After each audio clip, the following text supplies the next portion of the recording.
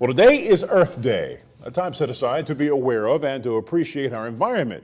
It's a big deal around the world and celebrated on the Sun Coast.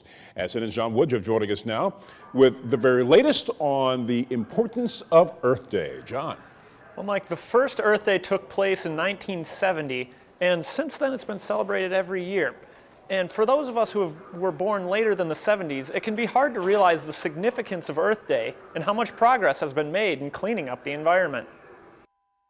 Earth Day is the beginning of the environmental movement in the United States. The world was a different place when Earth Day first was celebrated in 1970. Pollution of the sky and water by factories was largely ignored, and many harmful pesticides, such as DDT, were used with abandon. But a grassroots campaign that began in San Francisco changed the way Americans and the world viewed the environment. 1 in 10 people on the first Earth Day turned out in the United States.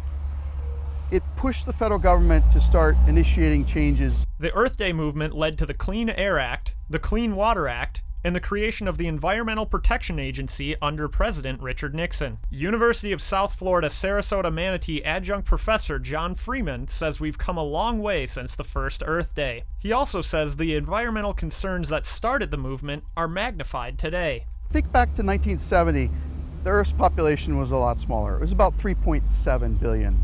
Now we're at about 7.1 billion. We have a lot more people on this planet, a lot more consumers. We have a lot more industry, a lot more economic growth. Hence, we have potential for a lot more pollution. So it's really good to have these rules and regulations in place. Earth Day is now celebrated internationally, and Freeman says that's a promising sign for the future of the planet. One thing that gives me hope is the 80 million strong millennial generation in this country. They seem more socially and environmentally conscious. Now, locally, Freeman is involved with the Green Sustainability Team at USF Sarasota Manatee. He says there are many ways you can go green at home and at work. One of the easiest and most effective ways is to start up a recycling program. Take care of the earth, John. It'll take care of you. That's right. Thanks.